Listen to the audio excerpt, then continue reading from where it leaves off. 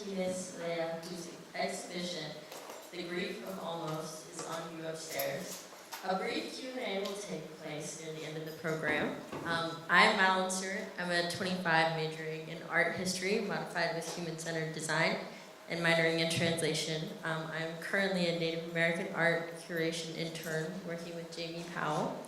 At this time, I'd like to ask everyone to turn off their cell phones or set them on silent mode. Please note the emergency exits to my left and those at the back of the auditorium. It is now my pleasure to invite to the podium Jamie Powell, Associate Director of Curatorial Affairs and Curator of Indigenous Art.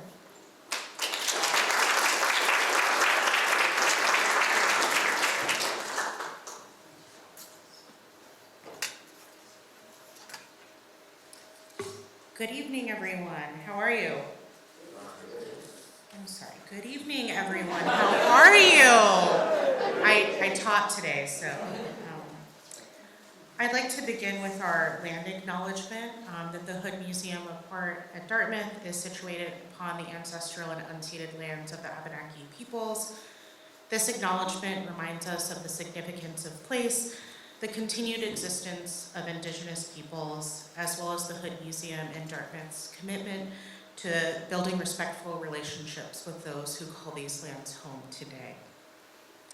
It is my pleasure to introduce you to this evening's speaker, but before we start, I also want to invite all of you who haven't seen the exhibition on the second floor to go and see The Grief of Almost.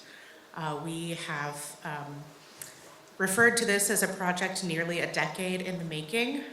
It was a project that was first approved in 2014 before our current director or I were here, but it's been a pleasure to kind of work to bring this show to fruition. And I would be remiss if I didn't acknowledge that the exhibition was supported by the Bernard R. Siskin Fund, as well as our dear friends, Rick and Linda Rush, who are in the audience this evening.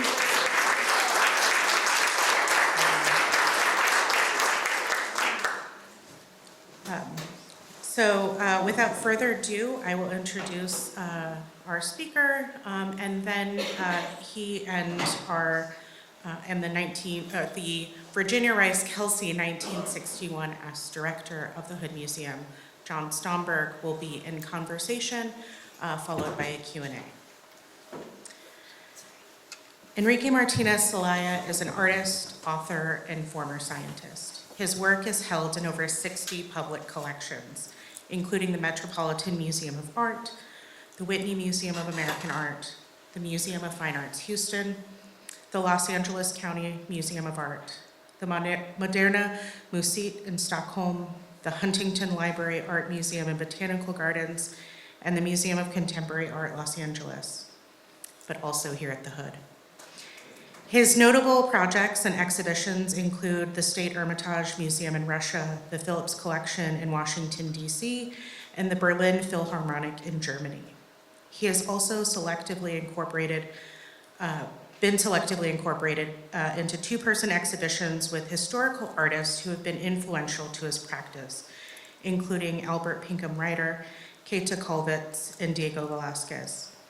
His publications include 9 books on art, philosophy, and poetry, including Enrique Martínez Celaya Collected Writings and Interviews, published by the University of Nebraska Press, which provides a comprehensive survey of his evolving ideas. His work has also been the subject of 14 monographic publications, including 2 recent books published by Hatchekantz, Berlin, Martínez Celaya, Sea, Sky, Land, Towards a Map of Everything, and Enrique Martínez Celaya and Keita Colvitz, Von den Ärzten und den letzten Dingen, of the first and last things. I think you just wanted to challenge me with my German skills, which are highly lacking.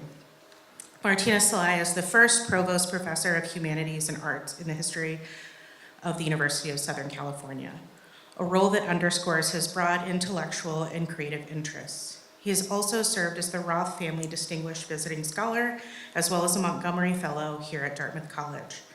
As Presidential Provost Professor at the university, as presidential professor at the University of Nebraska and as a tenured professor at Pomona College.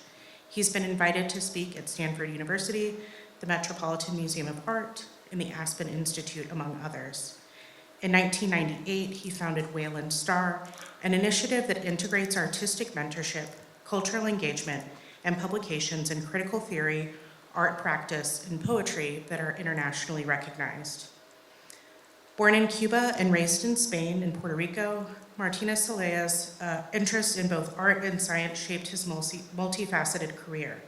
He started his training as a painter's apprentice at the age of 12 and later studied literature and physics at Cornell University before earning an MS and completing his PhD coursework in quantum electronics at the University of California, Berkeley. He published scientific papers and earned 4 patents before fully committing to his artistic practice, attending the Skowhegan School of Painting and Sculpture and receiving his MFA from the University of California, Santa Barbara. Please join me in welcoming Enrique Martínez Celaya.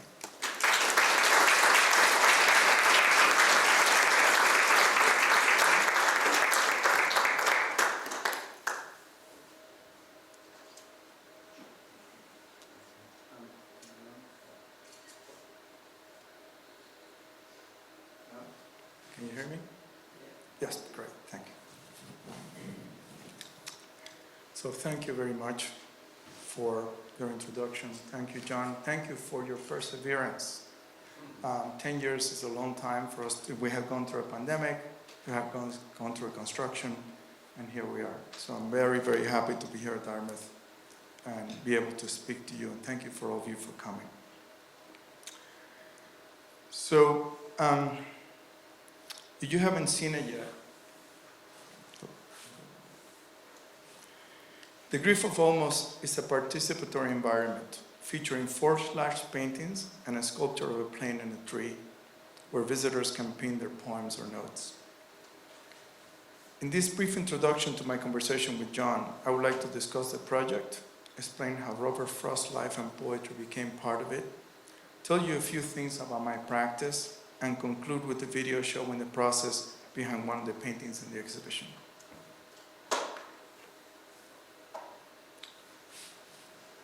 I have been interested in Robert Frost for many years, finding his poems to be profound and moving explorations of everyday life, relationships, nature, and the possibilities and limits of art.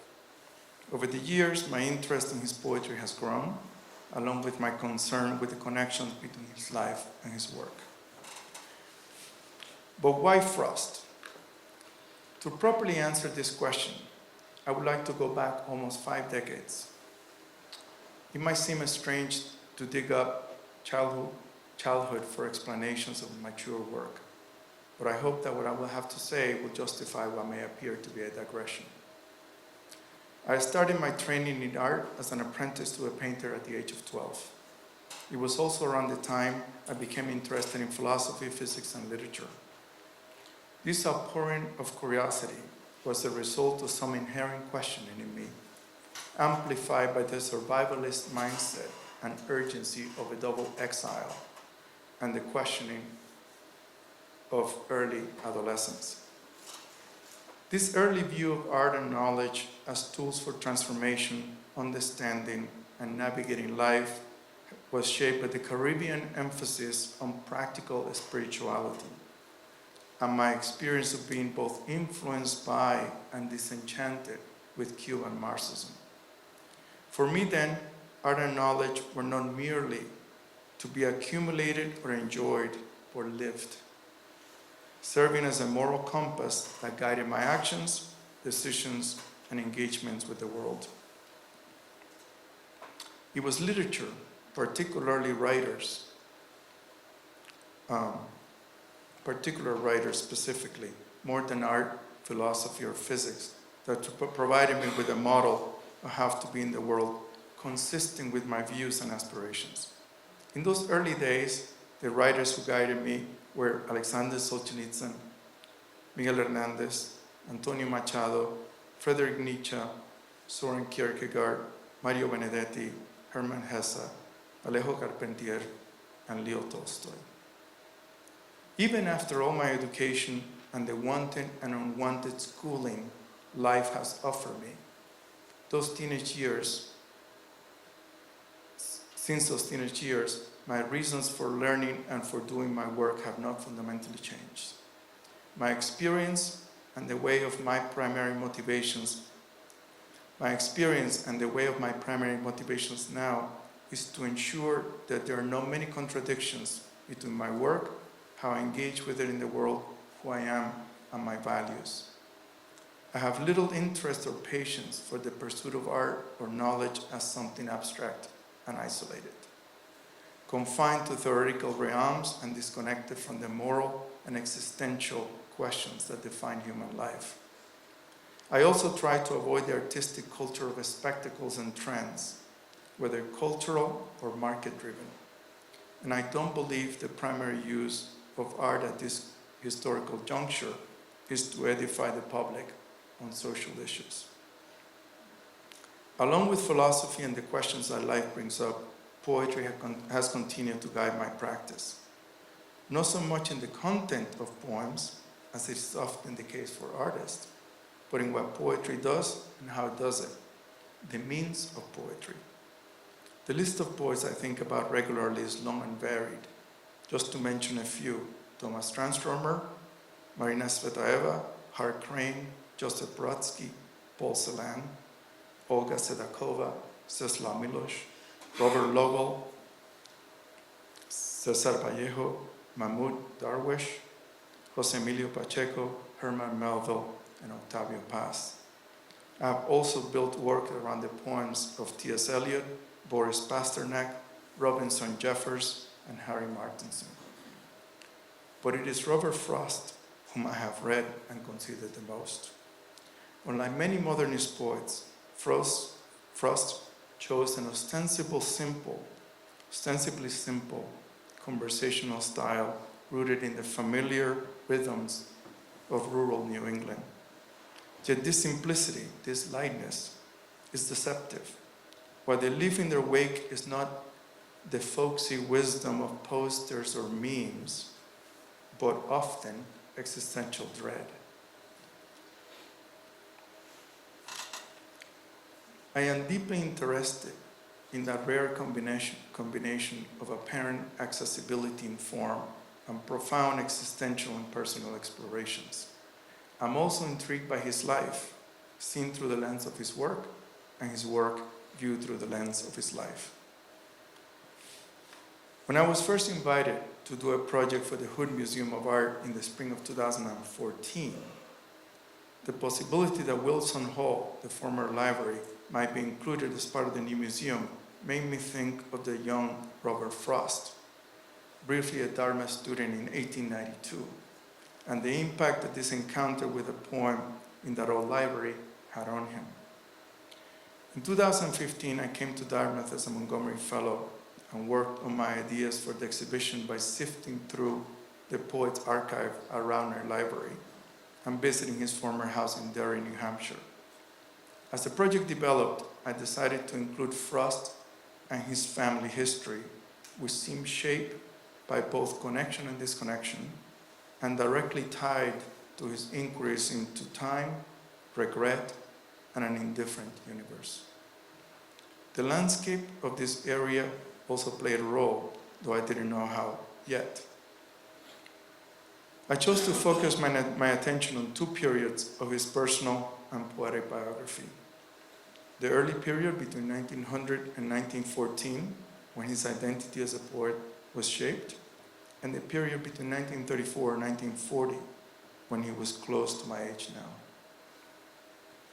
My interest in these times didn't arise from a desire to retell or illustrate his story, but rather to use aspects of his life and poetry and the connections between them as pathways through which to explore the dynamics between hope and failure, fantasy and depression, the indifference of art to aspiration, the negotiation across time between perseverance and regret, and nature as a witness to human experience.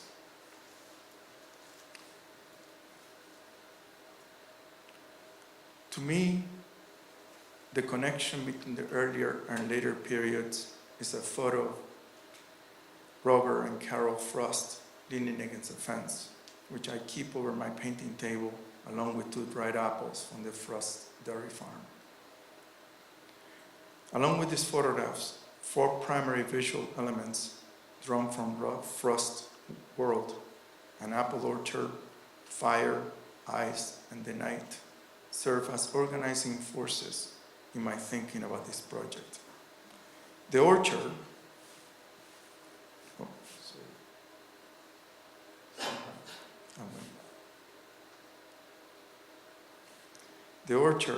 a setting I have explored before, and one that evokes knowledge, sin, duty, and longing, became a key symbol that unifies the installation.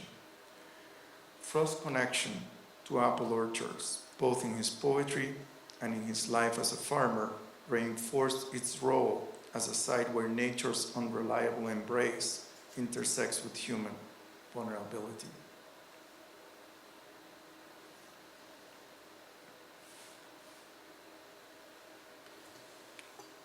All these elements were eventually linked in my mind by the haunting and heartbreaking night in 1940 when Carol Frost took his own life. This unrepresentable night of nights temporarily takes the form in a black, starry plane that descends into our space. This night doesn't come alone. It arrives dragging an apple tree, a dead apple tree. And while seemingly hopeless, it is this leafless tree that through the writings and poems visitors to the exhibition will pin on its branches suggest the possibility of redemption. I would like these folded secret notes to remind us of the unknown poems Carol Frost left behind, and perhaps of our own unfinished dreams left in some old drawer. 4 paintings surround the central sculpture, forming a cycle that begins with hope, moves through catastrophe, and arrives at redemption, only to begin again.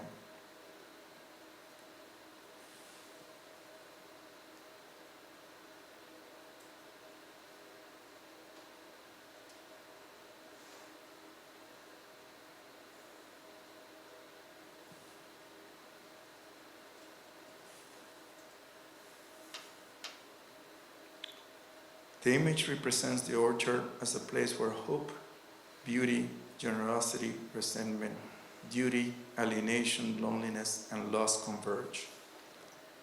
Once perhaps a symbol of substance and connection, it now becomes a sense of banishment, severing ties to the land and to one another, yet holding the possibility of a new season of rebirth. So, why the title, The Grief of Almost?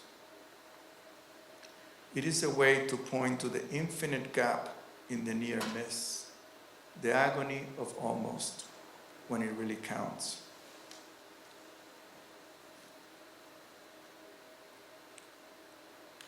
I took the wrong way with him, Frost wrote to Louis Ottenmeyer after Carol's suicide. I tried many ways and every single one of them was wrong.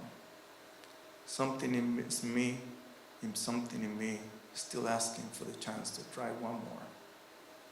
That's where the great pain is located. While many of these references relate to Robert Frost, it is important to clarify that I'm not trying to tell Frost's story or pretend I really understand it. What is not known and what is unknowable are critical forces in this work. The grief of almost is concerned with those unknowns. It is also more about my own myths and projections as it is about Frost's, about my own hopes and concern as an artist and a father, about art, time, memory, and the search for meaning against the reality of impermanence. To conclude this introduction, I would like to show you a video of the evolution of one of the paintings in the exhibition.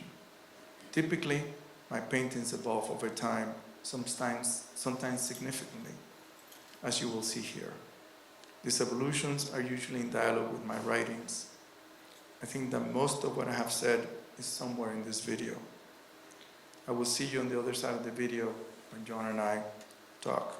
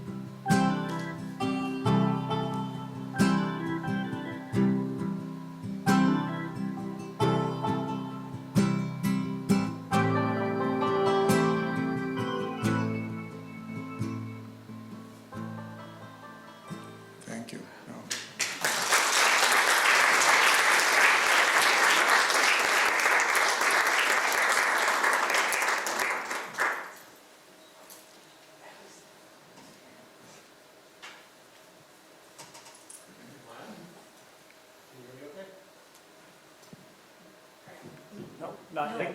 No. What? There you go, good. Oh, good, okay, good. Wow. Where did it start? That was amazing. I'll just chat while I bring out my questions. Today I was giving a gallery talk in your show, and I was trying to explain how the paintings can change over time, and some of the ones that I saw, I grew attached to. They morphed into something else. But I couldn't really get how much that change can occur across the way that video did. That was amazing. I'm so glad and grateful to you for making that video. It just shows, I think sometimes, it's not that it looks easy, but it looks like it's not the struggle that it really is. So I usually ask questions that are easy and they get to the hard ones, but not for you. I'm going to start right with the harder ones, just because your career has suggested something that has deep meaning to me. I've heard artists and scientists comment that as they open up their minds to ever more abstract ideas, that art and science can merge, kind of beyond the edge of the knowable, sort of the knowable, provable world. And having practiced in both realms, could you comment on how or if physics and art relate to how your practice operates? Thank you for the question. And I'll look at both sides just so you can feel included. This is a very important question, and one that my answer is going to go in a direction that maybe is somewhat unexpected. Let's start with sort of the more expected part of the answer. You know, both science and art, the first part of that, to answer the question is this: there's no art and there's no science. You know what I mean? There's certain artists and certain kind of science. Science is easier to generalize than it is art, because art has a very big range. So, but the art that I admire shares with science this capacity to work from the known until you get to the boundary of the unknown. And when you get to the boundary of the unknown, that leap has a lot of similarities in art and science, even though the methodology and the systems and the variables that are included are different. The process of synthesizing what you know and taking it to that edge of the known is quite similar. And I find them both very creative fields. I mean, physics is a profoundly creative field. And which a lot of the time you're fumbling in the dark, just like you are in art. But to me personally, the biggest gift that I have had from having been a physicist and then an artist is that, and now here's when I get into all kinds of trouble. One of the problems of the last 40 years in academia in particular is that the humanities and the arts have suffered a sense of insecurity compared to the science. The great success of the modern project, which science is the epitome of the modern project, has made basically everyone else feel insecure about the great success of science. So what has happened to a lot of the humanities and arts is that they are apologetic constantly to the arts, to the sciences, and that apology often comes in the way of trying to prop the humanities and arts in some sort of jargon and trying to make it look more like science. A sort of false rigor, which points to actually what science is not. Science is not that false rigor. And for me, having come from physics to art, and the reason I came from physics to art is because I felt in my own life I didn't have the luxury of spend my whole life doing science to ask some of the questions that I wanted to ask. So I came to art without apologies and with tremendous freedom. I don't need my work to look intelligent. I don't need my work to look knowledgeable. I don't need any of those props. I mean, and that I am so grateful for, because it's very difficult to work in any discipline when your hands are bound by some biases or some ideas of measuring up to somebody else's expectations. So that's, I mean, that question, just to wrap up, was born of an understanding of your work, as little as I do understand, but I try, right? And the willingness you have to take it into these places which are really unknown, and just that intimate more than narrate, which is what I love about your work. So you might have caught on that when Enrique was talking about the show, he talked about the sculptural centerpiece and then the paintings that surround. And from the beginning, he's considered this installation as a whole. It wasn't like he sent us 4 pictures and we put them on the wall. There was the whole project. And so that's a rather unusual project for a painter. And so, I mean, clearly he thinks beyond the paintings. I was wondering if you could just talk about how you work. You get a model of the gallery, you start thinking thematically, and then it's a real iterative process. I mean, the works of art we thought we were going to get 5 years ago even have changed, and his ideas have grown and developed, still on the same theme. It's been the grief of almost for a long time. But that whole installation is your project. So could you talk about how you work? Yeah, thank you for that question. So it's connected to what we just talked about. So my work, I see my work as an inquiry.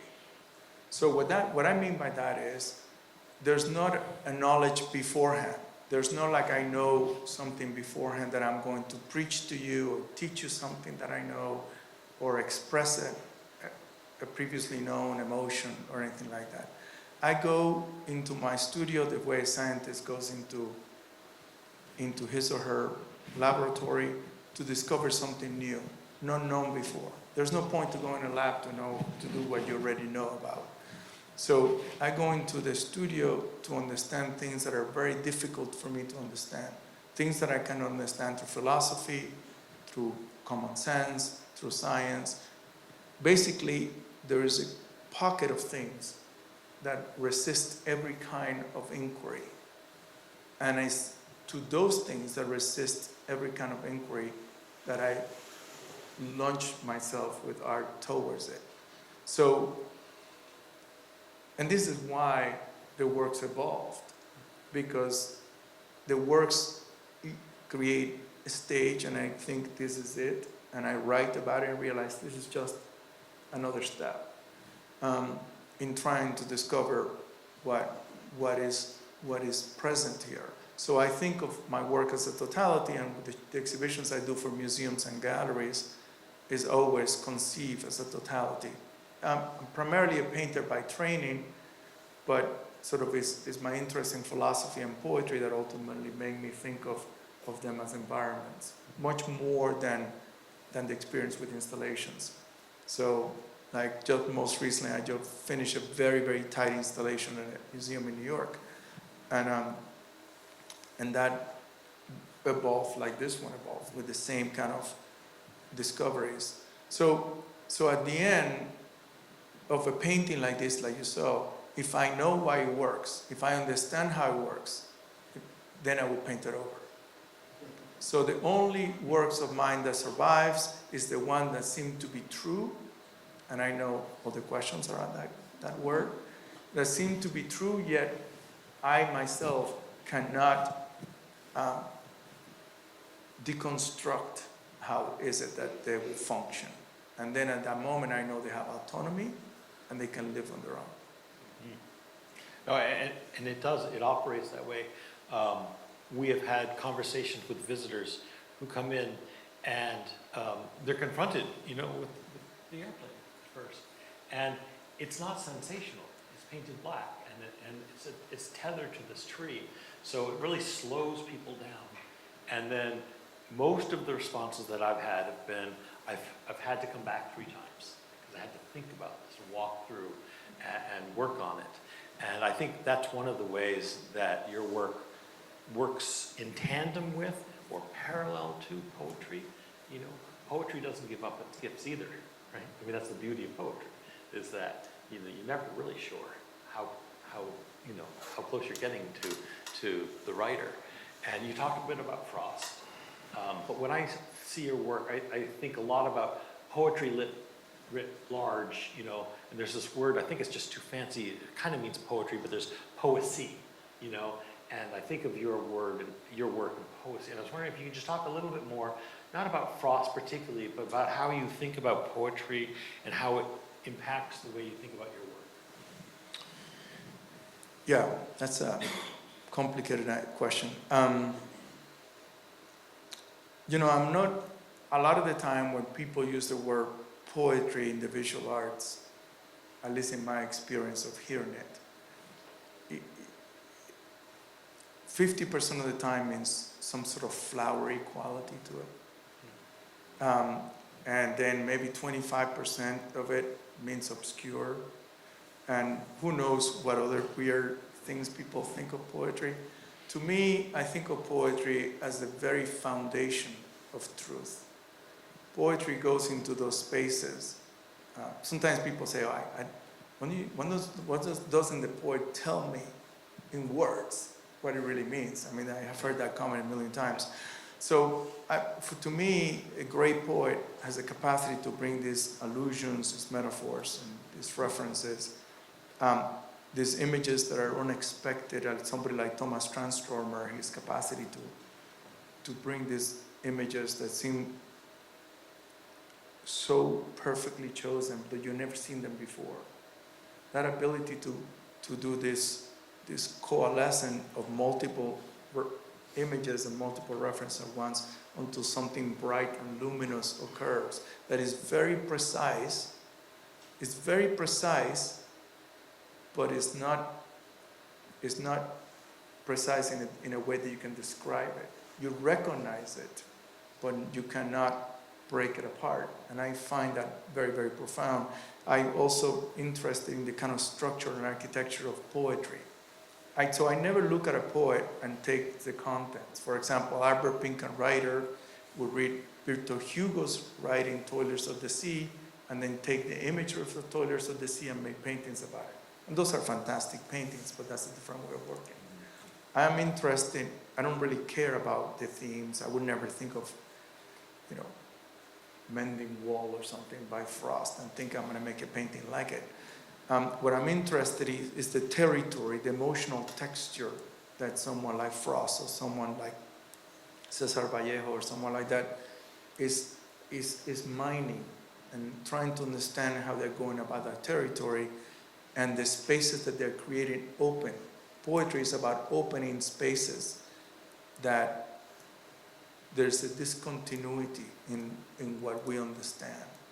And that discontinuity becomes so bright, so luminous, and that is my interest in working. So my work seems narrative when you look at it because it seems to have a story, but it's not. It's a fragment of a narrative. It's where the narrative fractures. And that narrative fractures, like say for instance, I remember about 25 years ago when I was old enough for my dad to be a man like I was a man.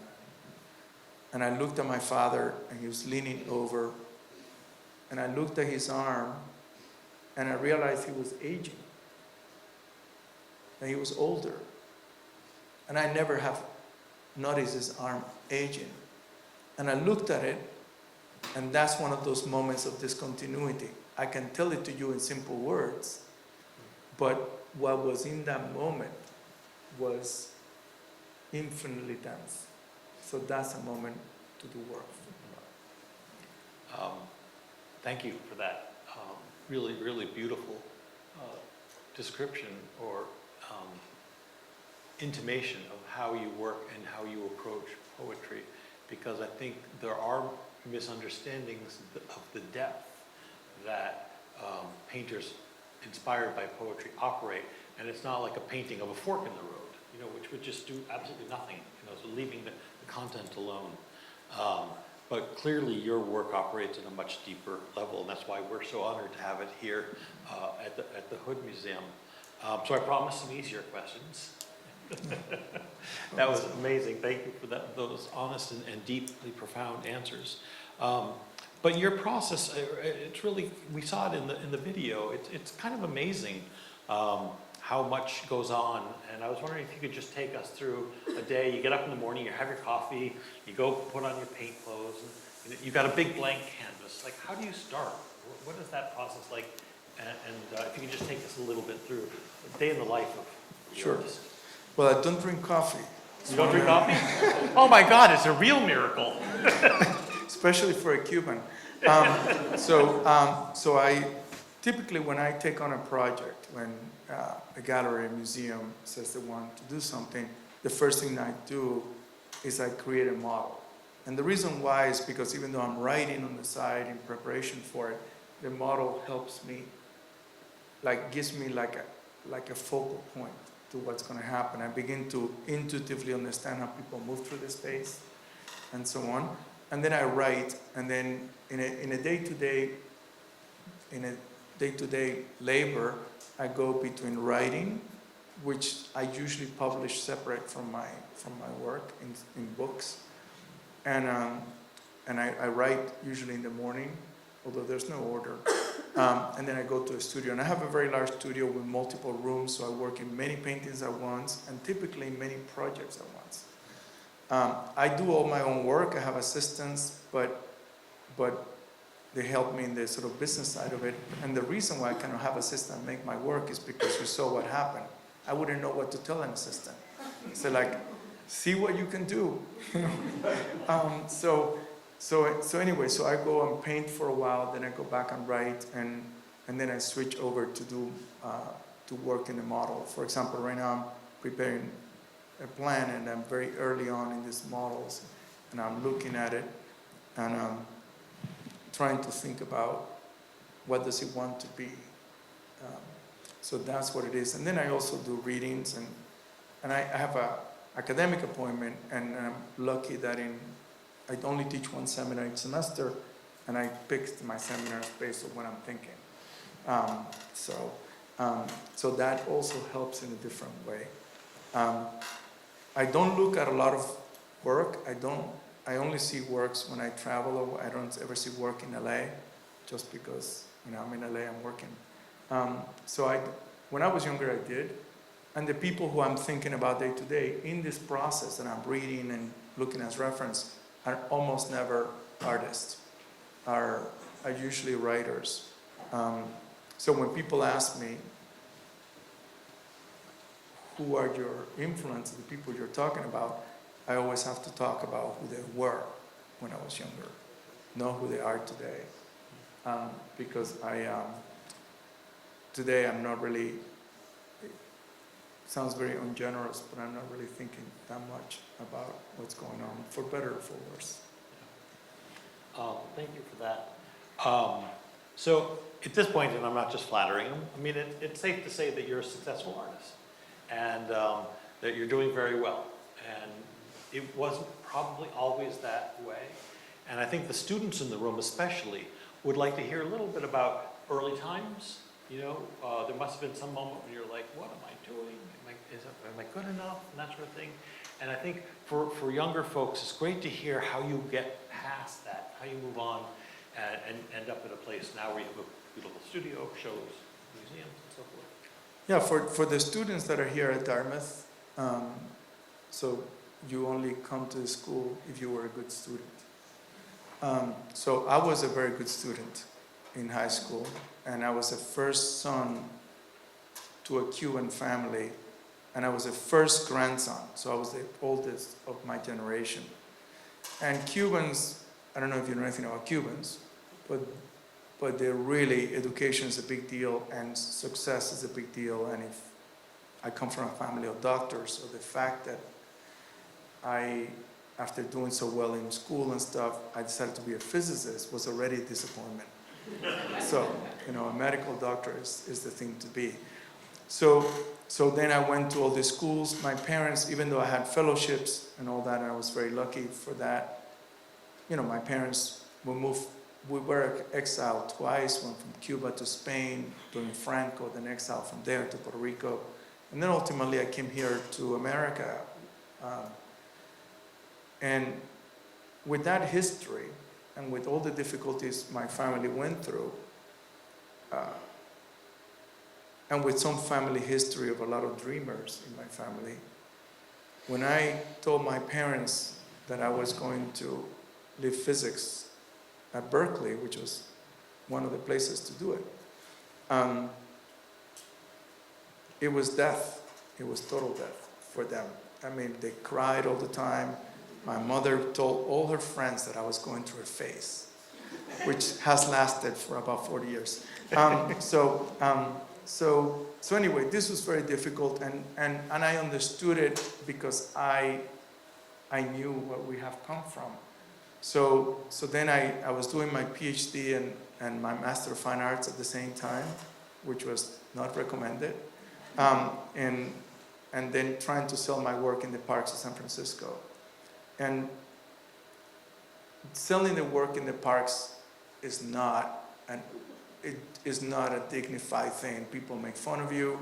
People like say, "Oh my God, that's the worst thing I've ever seen," right in front of your face.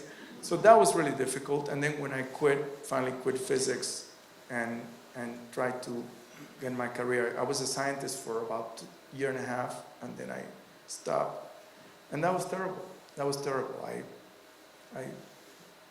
There was no path, for a scientist, for almost every discipline. For finance, there's a path, but for an artist, there's no path. So for the students here that are planning to do art, it's like, what do you do next? So anyway, this was very difficult with the backdrop of the family being terrified, and it felt like it was a century, even though it was a relatively quick process. That my work was included early on in a show called 20 California Painters at the Oakland Museum, which was the first time that I didn't even have a gallery at the time, and got brought in, and then I finished my MFA, which I dropped out, and it got picked up by a gallery in LA, and LA County Museum bought a work out of my first show, and that was huge. I mean, it didn't mean anything. It still didn't mean that I could support myself, but it was a sense that I was going somewhere. But this is a career that, when you say success,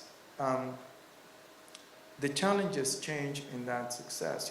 Picasso talking about the fact that late at night, he cannot think of himself in the same way he think of Giotto or someone like that. This is a career that you could be successful but be making a lot of junk, and you never truly know if that's not the case. No matter if a smart guy like John tells you, "Oh, this work is good,"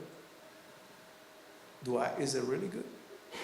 I mean, and this is a strange thing. You don't have, my brother is a doctor, so when he cuts people's eyes and fixes them, there's something very measurable. But in this discipline, you're always existing in that space without conviction. You're also at the mercy of trends and interests and fashions and all of those things that I detest. So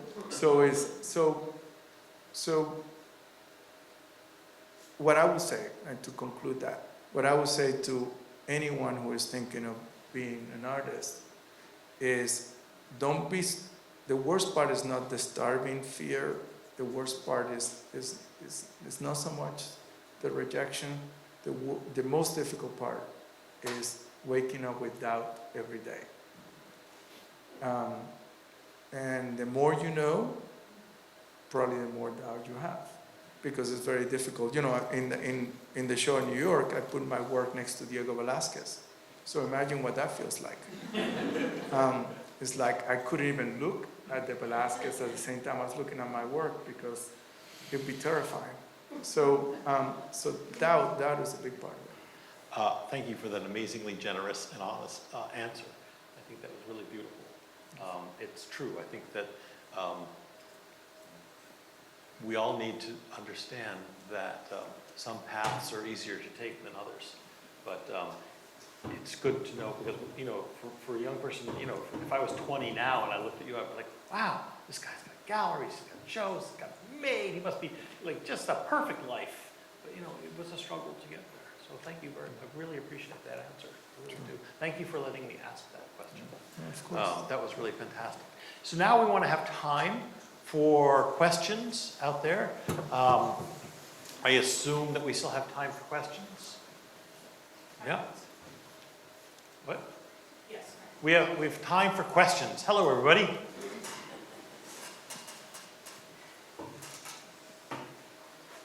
It's always hard to ask the first question. But the first question is always the smartest. So there you go, sir. You're asking the smartest question in the room.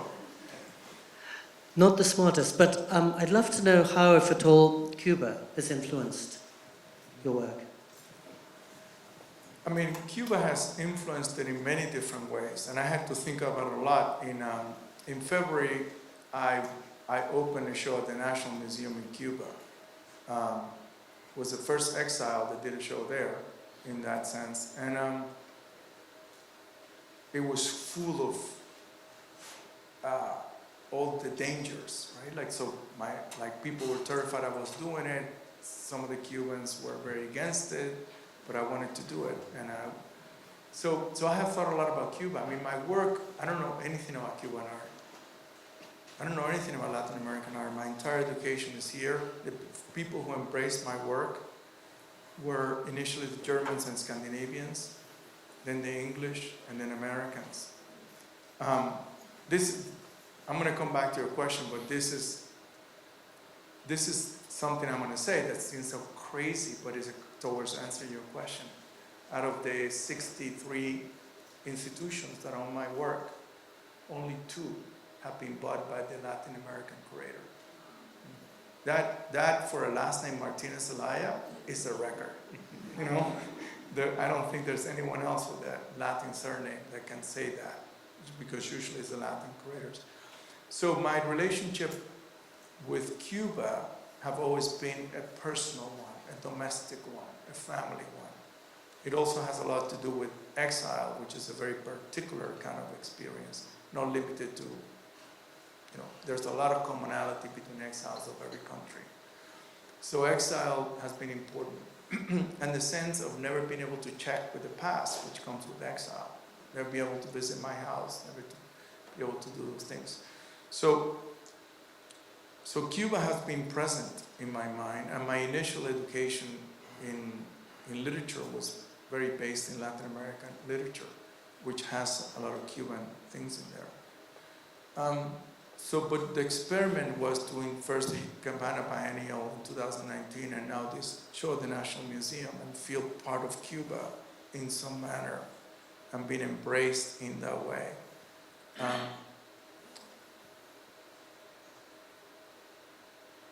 So it is in some ways difficult for me to call myself a Cuban artist, and it's also in some ways difficult not to. So I'm in this sort of liminal space between being both. I think that what happens when you're in exile is that you lose a country, but you tend to gain the world as a consequence. So for me, like reading Russian literature, Polish literature, American literature, that was my world. Because once you leave my country, there was not only a basis of that country. And you see that I have an accent, so that there's still something there to be said about that. And I think that in many ways, the work that is here is very connected to aspects of a Latin American sensibility, even though it's filtered through a European American education. So it's a work in progress, the answer to your question. Peter? The photographer Frederick Sommer talks about the logic of grammar versus the logic of display. And it seems as though you have both aspects going so actively. I just wonder how you might think about the writing philosophical view versus the one confronted with that blank canvas that John asked us to look at. They both go hand in hand. It's kind of like being an experimental physicist that uses mathematics to get to the right experiment. in some manner. It's somewhat like that. I think I have this theory, which goes to your question, that the role of intelligence is to get itself out of the way, not to be in the way. It's kind of like a glass. If you can see the glass in your window, it needs to be clean. So I think that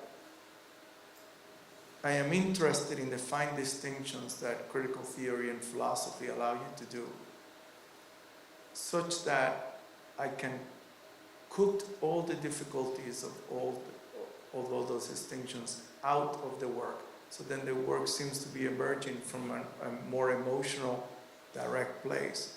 But at the end of the day, the experience of art exists in one's interaction with it. It is something that gets animated in the exchange with it. It doesn't exist in the work. So in some manner, the role of the work is to have made and accounted for all those fine distinctions. This is one of the problems that I have with didactic work, because I find that most didactic work, lesson given to other people, is really, it's quite trivial as an analytical process. I mean, everybody feels good about those kind of lessons, but they're not very difficult to conceive. I'm very interested in works that are very difficult to conceive, but they look very easy. I mean, Feynman didn't believe this, but I think many physicists believe that if you understand something very well, you ought to be able to explain it relatively simply. Not with mathematics, but just simply. And I think that processing, that grammar that you speak of, that ability to understand all the things and being able to have questioned them and rotate them again, and think about the implications. I find that most of what people consider to be very difficult, very abstract, philosophically theoretical, it's actually quite simple. The things that are difficult is to say, how do I deal with my father's aging? I mean, physics is way easier. So how do you deal with loss? How do you understand? Those are questions that resist analysis, and but at the same time don't allow you to walk away from them. So we spend a lot of time sometimes, certainly in academia, we spend a lot of time imagining that we're working on the very difficult work. I remember when I was a young faculty member, I was in one of those mixers, and I made the philosophy department. And this guy says to me, I said, "Oh, what is your area?" He goes, "I teach the hard ones." I said, "Who are the hard ones?" He said, "Wittgenstein." I said, and I thought to myself, no, Wittgenstein, he will dread that answer. So this idea that for something to be intelligent and profound, it has to have certain obscurity to it. I really have a problem with it, and I find that, sorry for the long-winded answer, but I find that a great number of the arts exist in two spaces, either the simplistic didactic space that is trivial, even if the ideas are big, and the unnecessarily obscure, detached, unengaged with life theoretical framework. And the reason why those two things are so destructive is because they're often destructive to the very communities who need something better than that in between.